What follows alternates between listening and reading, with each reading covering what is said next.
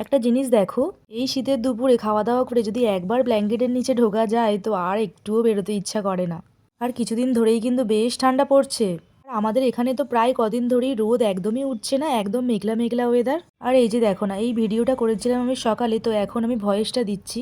আর কাল রাতে এতটাই ঠান্ডা লাগছিল যে আরও একটা ব্ল্যাঙ্কেট আমি বের করে নিয়ে আসলাম। আর এটা হচ্ছে আমার একদমই নতুন ব্ল্যাঙ্কেট, তো বিয়ের সময় বাবা দিয়েছিল, তো এটা আলমারিতে তোলাই থাকতো।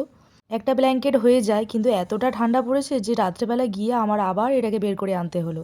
আর এই নতুন ব্ল্যাঙ্কেটটার একটা নতুন কভারও ছিল, সেটা মা কিনে দিয়েছিল। তো ব্ল্যাঙ্কেটটাতে আমি কভারটা ভালো করে পরিয়ে নিলাম। যখন কভারটা নোংরা হয়ে যাবে তো আমি ওটাকে খুলে নিয়ে আবার কাচতে পারবো। আর কভার যদি পরানো না থাকে না, ওটাকে ওয়াশ করতে গেলে খুব অসুবিধা হবে। কারণ এই ভারী ব্ল্যাঙ্কেটগুলো কাচতে গেলে খুব সমস্যা হয়, জল পুরো ভর্তি হয়ে গিয়ে ভীষণ ভারী হয়ে যায়, কাচতে খুব প্রবলেম হয়।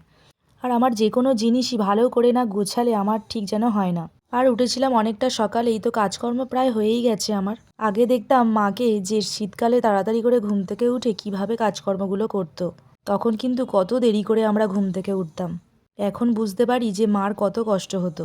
আর দেখো সেই ঘুম এখন কোথায় চলে গেছে, সকাল থেকে উঠে কাজের তো কোনো শেষ নেই। ঠিক যেন এখন মায়ের মতোই হয়ে গেছি। ঘরের কাজকর্ম আর সবার প্রতি দায়িত্ব পালন করতে করতেই আমার সারা দিন কেটে যাচ্ছে।